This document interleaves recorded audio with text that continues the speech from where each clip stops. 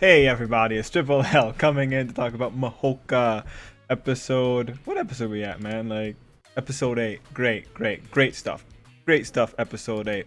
Alright, you guys already know me, man. You already know where I stand with Miyuki, kinda.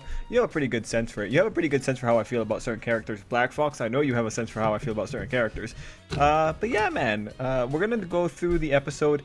I do think that there's a lot of interesting points in the episode, but before that, we're gonna have a little bit of fun. We're gonna poke some fun at Miyuki here. All I want to say is, just starting off with it, we all, like I said, we all know that, Miyuki's not my favorite. And all I want to say is just like, Miyuki's really basic. That's pretty much all I want to say. Miyuki's super basic, and honestly, when you look at her scenes in this episode, especially that first little bit there, and what she's saying about let me just quote this: "I belong to my brother, body and soul." If I'm willing to say that Miyuki is basic because of that, I have to be fair and I have to point out Honoka, because Honoka is just as basic. There's a reason it's both Miyuki and Honoka in every scene when they're having the same reactions. Because Honoka in the previous episode is also mimicking the idea of, I want to offer everything to you. So, seeing this comparison, I really learned something about me. Because when I look at these two side by side, it's like, you two are the same person. This is essentially what it means to be basic. I see no real distinction between you two aside from Miyuki's little sibling troubles and the hair color. And I guess maybe the type of magic they use. And, when I look at that, I ultimately want to defend Honoka more, Like, I feel like I want to defend Honoka more. Even though she is, in ways, guilty of the same stuff that Miyuki does. I want to defend her more. Like, I actually root for her more than I do Miyuki. And that might just be because I think Miyuki's, like, super maladjusted. But I thought about that more. And it really does make sense to me. I think what makes me dislike Miyuki more, especially in a situation where I think there are legitimately some good parts in Miyuki's story, what makes me dislike her more is just how much more screen time she takes up. And that's what really makes itself clear to me when I compare these two scenes side by side. It's just the screen time. And especially in a season where there's just so much going on, I feel like sometimes it's a little bit too much. Like, did I need to see an image of Miyuki imagining herself pressing her naked body up against her brother? No, not necessarily. Not now. Not here. Maybe in another show, but not here. And that's kind of the feel with Miyuki. I think she's just too much. I think it's just too many Miyuki scenes. Because again, it'd be one thing if Miyuki was the only character doing this, but Honoka is also doing this. And beyond that, we have to just acknowledge the elephant in the room. The reason the girls are basic is because this is anime and this is a wish fulfillment anime, and clearly the author has a particular idea about how these girls should be portrayed, but that is legitimately, that's just an issue with the medium. Like, this is like this kind of character archetype, we have two variations of it in the same scene with Tatsuya most of the time.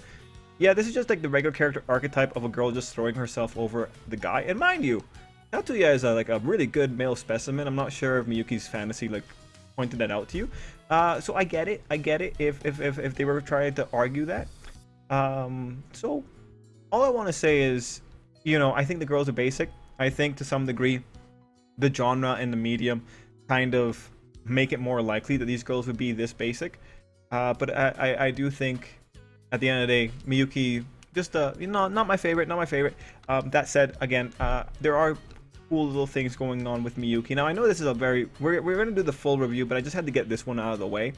There was one more thing I wanted to say, in that, going back with this idea of Miyuki just takes up so much screen time, I think one of the things for me is that this is ultimately a conversation between the viewer and the author.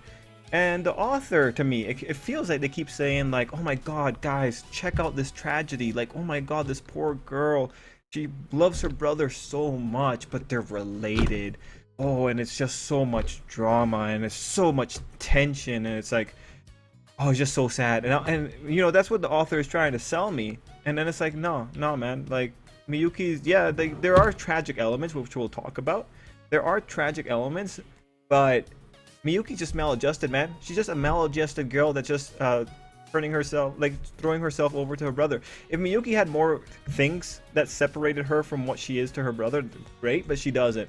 So, the author's trying to sell a tragedy, and all I see is a fetish. Now, mind you, I'm pretty sure this author has a market. I've seen a lot of fun rhetoric on the internet about when it comes to anime characters and little sisters. We know that anime likes to over-glorify little sisters. So, yeah, it's just one of those things. I think this is an issue of just too much. It's too much. Anyway, that's what I wanted to say. Also, I want to say something. One more thing. The anime, though. The anime knows who they're marketing to. I did think it was a really interesting move, and I don't know if I want to call it tasteful, but I want to give the anime props for it. I am very impressed with them, with the idea that they passed off when they say, "I don't want anyone but my brother to touch me," choosing to focus on Miyuki's barely covered lower bits when she's saying that. I think that was a really okay, anime, that was clever. That was legitimately clever, because the line by itself is already enough to kind of tell you what exactly Miyuki's feeling, but when you start the pan up at right near her feet, or sorry, right over her knees, yeah, definitely. The anime definitely knows who they're marketing to. It's just the only thing is just Miyuki's too much. Miyuki's legitimately just too much, at least in my opinion. Anyway, that's what I wanted to start off with. Initially, I thought I was gonna have a bigger skit. I was gonna make it more funny, but it's late. We're just gonna have a fun time here.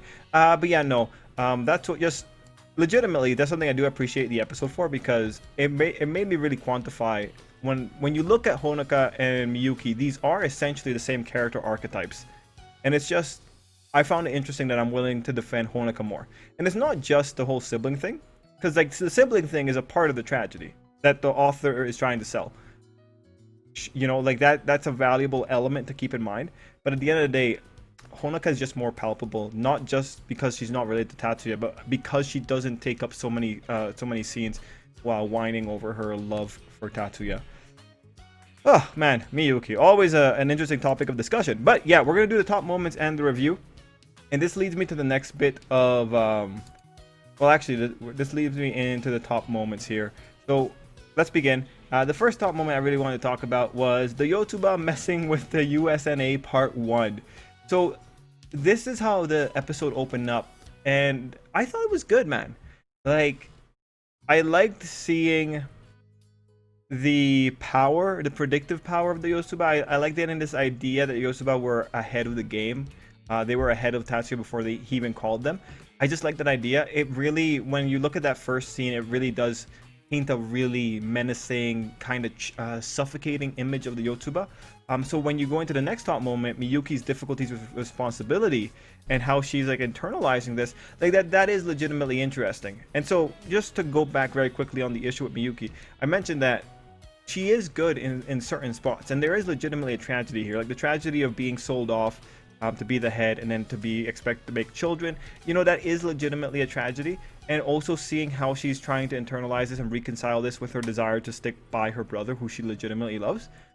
There are really good notes here, but it's always that little thing about the anime going that extra mile to get Miyuki naked and make sure that they make it super clear that she is full on for this guy.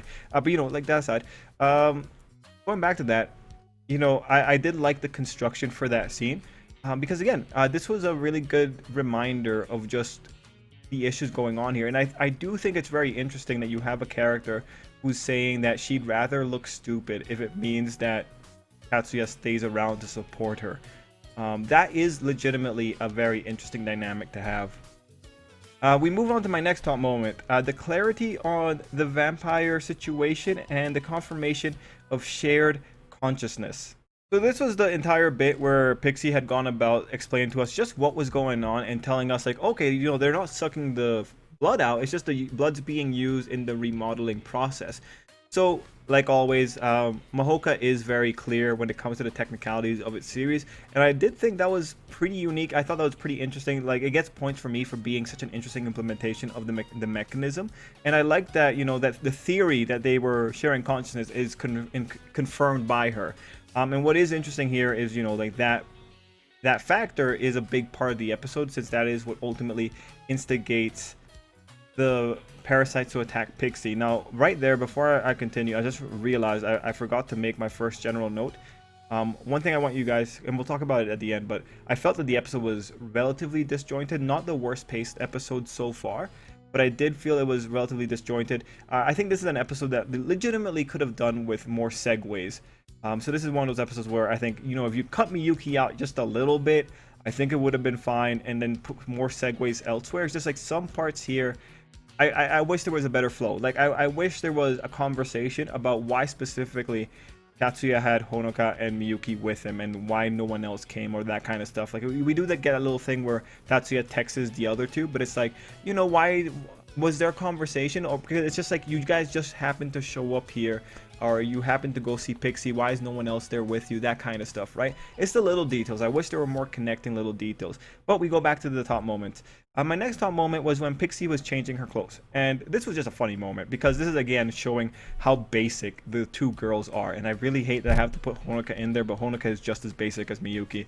But I think it's really funny when you have like legitimately Tatsuya being like, yo, no, it's a robot. It's a robot. Just because it looks like a girl doesn't mean it's a girl. It's like, she's still a girl. And it's like, oh my god, Miyuki and Honoka, you people are children. You're the kind of people that would be tricked into thinking an AI is real. Like, oh my god. Like, Miyuki's probably the person that when Tatsuya goes into a clothing store, when they're switching off all the clothes on the mannequins, she's probably trying to cover up Tatsuya's eyes, if not freezing the entire store, because that's the kind of person that Miyuki is. Like, she's looking at this robot and she's saying it's a girl. It's like, yo girl, man, you have the emotional fragility of, you have the emotional sensibilities of a child. Like, she's the kind of person that the Boston Dynamic robots, those kind of videos, that it works on. Like, holy crap, man, what a ridiculous little bit. That's just again so basic but so funny. My next top moment was Honoka's jealousy and that little plot line. I found this really adorable. I found it much more charming than Miyuki. I found it adorable how she's like doing little fist pumps when she gets something right, or when she's being useful. Honestly, when you look at Honoka's wish and Miyuki's wish, which at this point Miyuki's wish just seems to be like really charged in a particular direction, Honoka's wish of just wanting to be useful is like, yeah, girl, shit. I like that you emote more. I think you're a lot more well adjusted. You're not threatening to freeze everything just whenever Tatsuya's dealing with a robot. Yeah, man. Again, it's an endearing little moment. When you look at the implementation between Miyuki and Honoka, Miyuki's cringe and Honoka is slightly adorable. That's always going to be the dynamic between the two, because again, Miyuki's too much, in my opinion. Anyway, the jealousy plotline was really cool. And it really informed that later bit of the episode, and I really liked how they kept up the little energy. It was legitimately fun. Next top moment, the Yotuba mess with the US part 2. So this covers the moment where Balance was being suggested a course of action by the Yotuba. I thought that was an interesting moment. I like seeing the Yotuba throw their power around. I like the inference that the Yotuba were already interfering with Balance. Everything about that was a really good scene, and I like that the Yotuba ultimately like, hey man, do us this favor and we'll do you a favor in the future. I think that was really well done. Now, in terms of the episode, it is kind of jarring to just splotch that in there and to not get any Lena whatsoever, but good enough. Next up, we move into the segment where Section 3 was tailing Tatsuya, and really, I am relatively concerned, or like not relatively concerned. Relatively confused about why Section 3 is following Tatsuya. I assume it's following up on the Scorched Halloween event, but they're never very clear about that with me. But I assume that's why it is. But really, my top moment here was just knowing that Section 3 thinks Tatsuya has odd taste bringing his sister to a date. And, they're wrong, which really makes me question how good of a surveillance team they are. But I found that really funny. I found that hilarious. Yeah, he does have really odd taste. Next up, top moment, Tatsuya and crew versus the Parasites, leading into the Parasites wanting Pixie out. Now, this is my favorite moment in the episode because it's so interesting. I had so much fun with the Parasites rhetoric, so let's check it out. This whole thing makes a lot more cool sense when you remember the stuff from the previous episode. And I went back just to make sure, so let's just start with some of the scenes from episode 6 or 7. I don't remember which one it was, but the previous episode. I just want to make sure that we can know. I want to make sure I got the premise here. So just a reminder, we lose all memories linked to their personality upon moving. Tatsuya has said, that means you don't know what kind of person your previous host was, and you don't remember whether there was one, two, or more of them. So you can offer your own impressions in addition to answering questions. The Pixie says, we too possess the desire for self-preservation. You mean to say you possess likes and dislikes, originating in deciding whether things are beneficial or detrimental to self-preservation.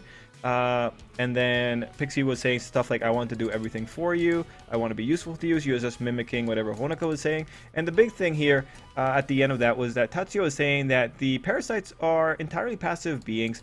And Pixie had said, we are given wishes by our host. So all that information is really important. When we come into this episode and this conversation starts, I think it is so interesting that the parasites are motivated by wanting their comrade to be in a flesh suit.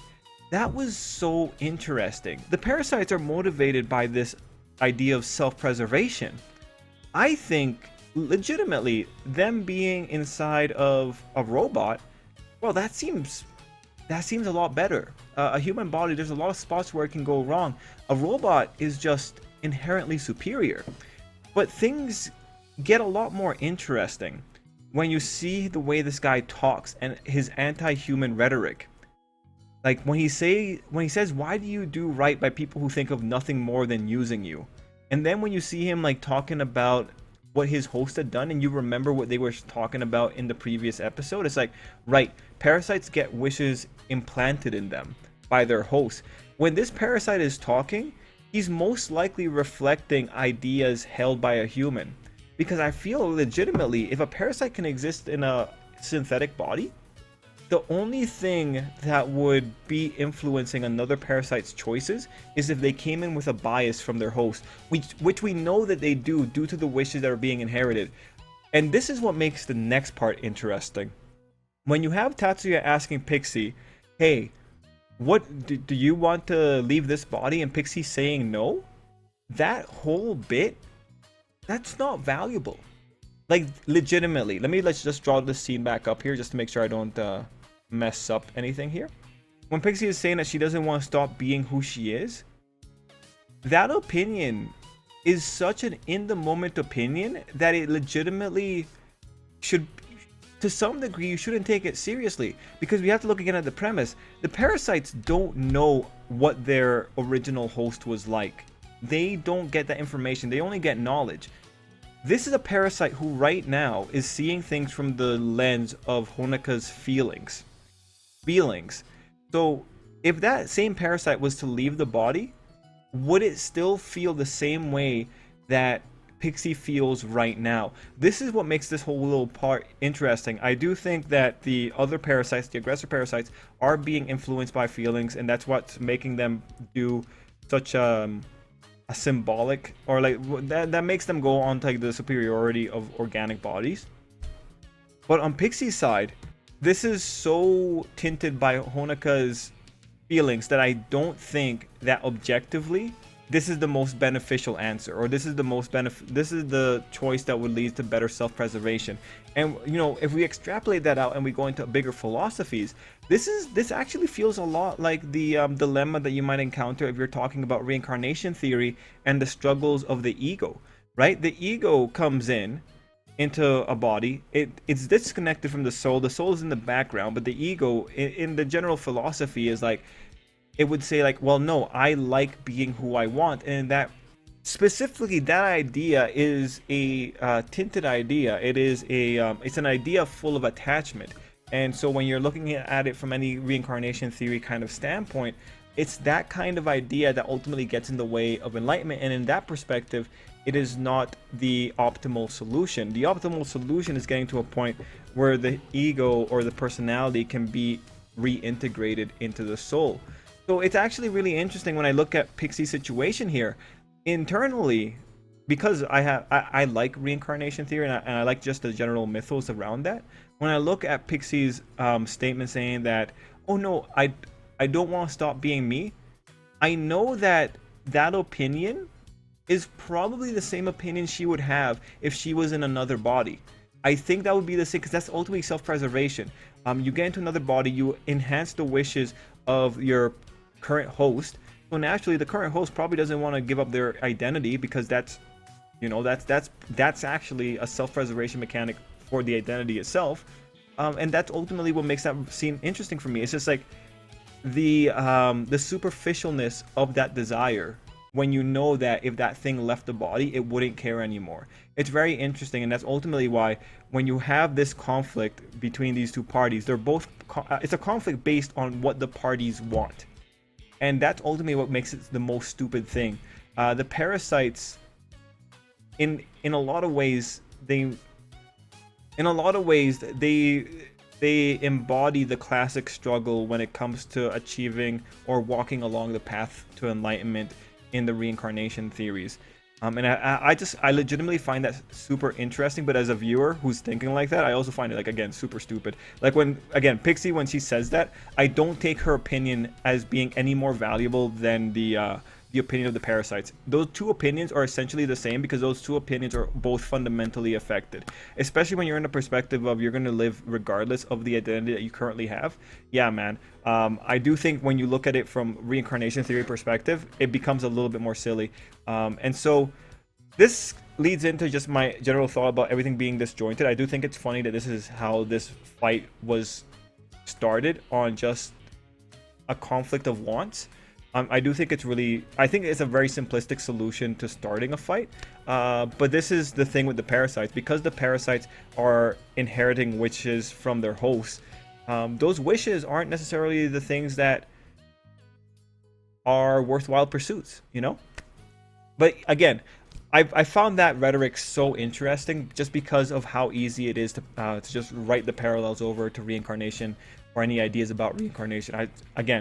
Super interesting. My next thought moment was Honeka's super love-powered resonance with Pixie.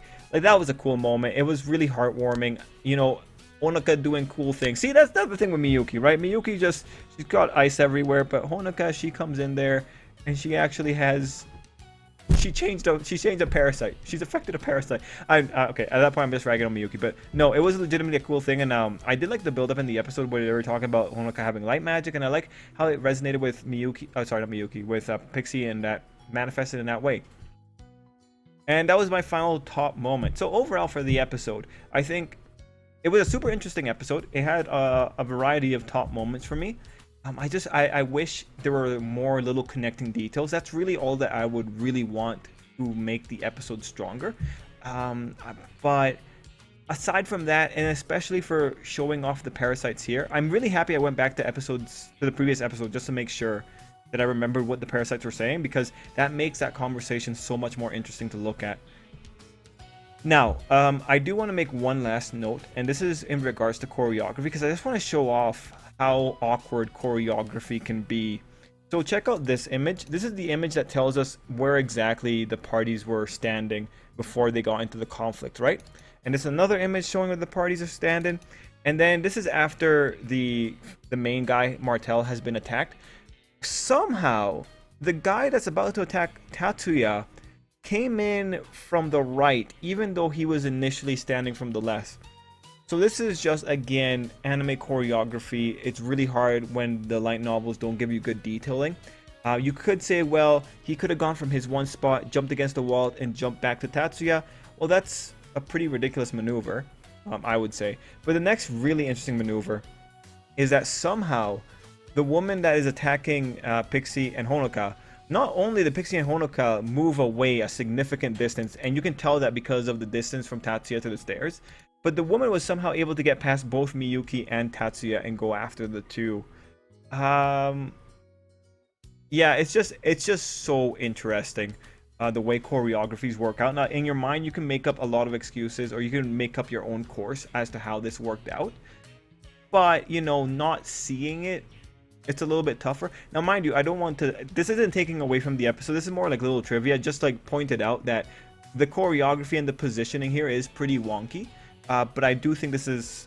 I can't complain against animators, because, like, they're already, like, probably working on so many deadlines that it's just like, we just need this to work. Let's just move through. Animation mistakes happen, or even just compromises. But when I was looking at the choreography, I couldn't help but think it was kind of funny. Anyway, everyone, overall, I don't think it's the weakest episode of Mahouka. Again, I would like more connecting details, but I think, especially for that whole conflict with Pixie and the conflict of the parasites, that really that got me. That's one of my favorite things to talk about. We're moving into very host ego-driven conflicts, and I hope that doesn't go too far, just because, you know, it's easy to make these things feel simpler. Now, in this episode, Erica also is mobilizing her giant force of dojo people, and it's like, well, can't wait to see where this leads us.